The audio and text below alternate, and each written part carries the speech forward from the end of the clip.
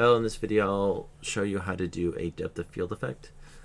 So what is free in After Effects isn't great, but it gives you kind of a mediocre kind of effect, but you can work around it using blurs and things like that, and I can kind of show you.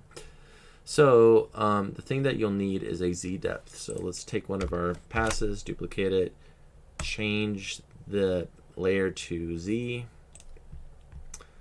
and let's move this up because we have to edit it a bit. So I'm going to change this to not be add, and then I'm going to go over here to this white point and black point.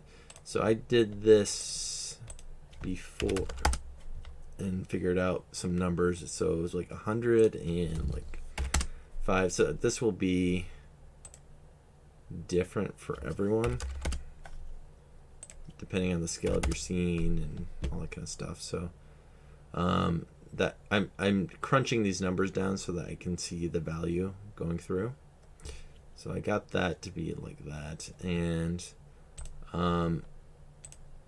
you can even use a levels if you want.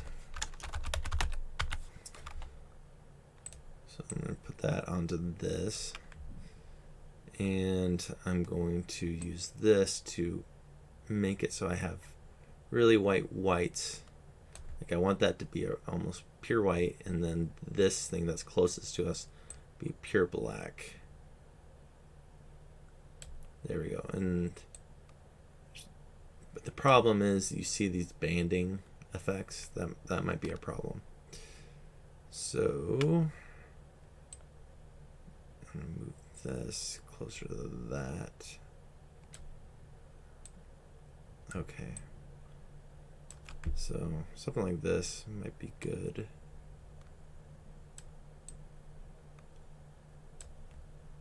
Yeah, that might be fine. And then just go to rename and name it Z. And then I'm going to create an adjustment layer that will be affecting the whole, everything underneath it. And rename this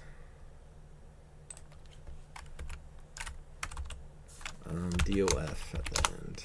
Adjustment layer DOF for depth of field. And then I'll hide this one, the Z. And then I'll go back here, and what we need is a camera lens blur. This one. I'll drag that on top of this. And you'll see that it blurs everything, and it will try to blur things in a hexagon shape, whatever shape you pick. This is simulating how cameras, how certain cameras will do, like how it blurs it.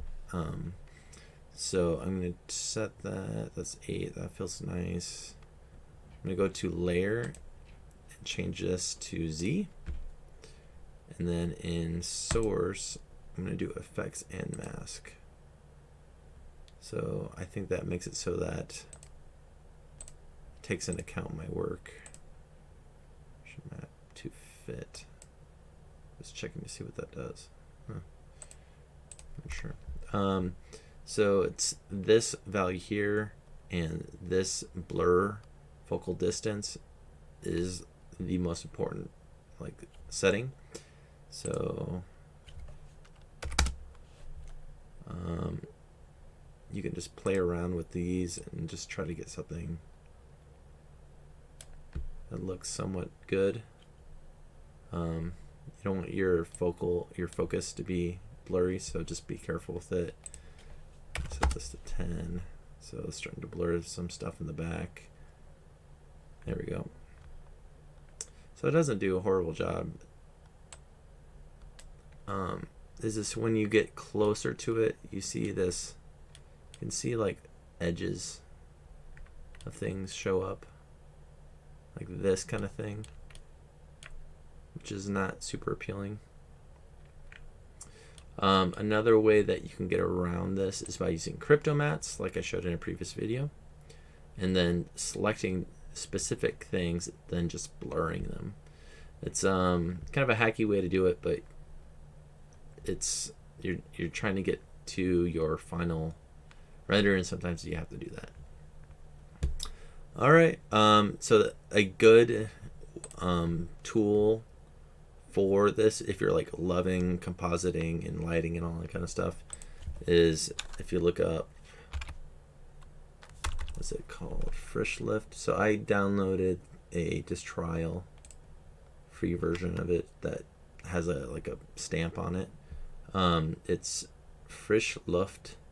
So if you, I don't know if you can zoom up on this, Frisch Luft depth of field. So if you search that, it's, I think it's around $150 to $200.